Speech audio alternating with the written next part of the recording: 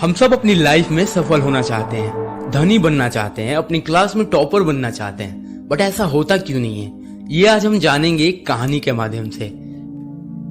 एक समय की बात है, एक जंगल में तपोवन नाम का एक आश्रम था, जिसमें एक महात्मा जी रहते थे।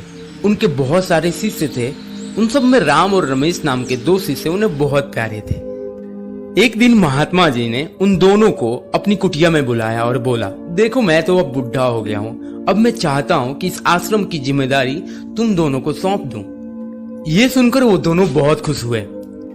फिर महात्मा जी ने बोला, देखो इसके लिए तुम दोनों को परीक्षा देनी पड़ेगी। तुम दोनों में से जो ज्यादा योग्य होगा वही इस आश्रम का अगला उत्तराधिकारी बनेगा। फिर अगले दिन महात्मा जी ने उन दोनों को एक एक बड़ी सी लकड़ियां दी और बोला, यहाँ से 4 मील दूर जंगल के पार एक बड़ा सा झरना है, वहां तुम्हें पहुंचकर अपने गुरुकुल का झंडा लगाना होगा। जो ये पहले करेगा वही इस आश्रम का उत्तराधिकारी बनेगा। दोनों ने उन लकड़ियों को उठाकर चलना स्टार्ट किया। कुछ देर बाद दोनों थकने लगे क्योंकि लकड़ी का भार बहुत ही ज्यादा था। कुछ देर बाद रमेश को आइडिया आया, क्यों ना मैं इस लकड़ी को थोड़ा छोटा कर दूं। इस तरह मेरा भार कम भी हो जाएगा और मैं जल्दी जल्दी दौड़ भी पाऊंगा। ये सोचकर उसने थोड़ी सी लकड़ी अपनी काट ली। अब रमेश पहले से ज्यादा तेज दौड़ने लगा। फिर उसने सोचा, अभी तो मुझे गुरुजी भी नहीं देख रहे, क्यों ना मैं इसको और छोटा कर दूं। इससे मैं और भी तेज दौड़ पाऊंगा और झरने के पास जल्दी पहुंच पाऊंगा। ये सोचकर उसने लकड़ी को फिर काट दिया। राम ने ऐसा नहीं किया। वो उसी भारी लकड़ी को उठाकर धीरे धीरे चलता रहा।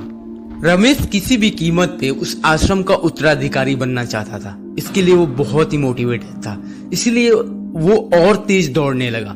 कुछ देर बाद उसने देखा कि पहाड़ टूटा हुआ है।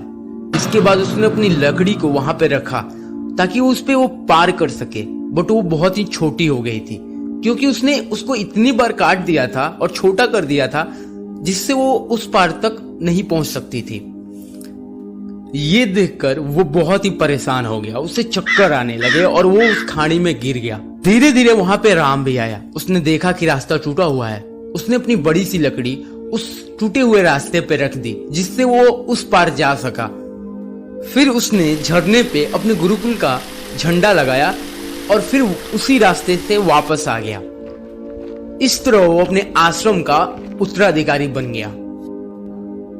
अब इस कहानी से हमें एक इम्पोर्टेंट लेसन मिलती है कि सफल होने के लिए कोई शॉर्टकट नहीं होता। इसके लिए आपको मेहनत करनी ही पड़ेगी। अपने भार को कम करने के लिए उस लकड़ी को काट काट कर छोटा ना किया होता तो शायद वो जीत गया होता।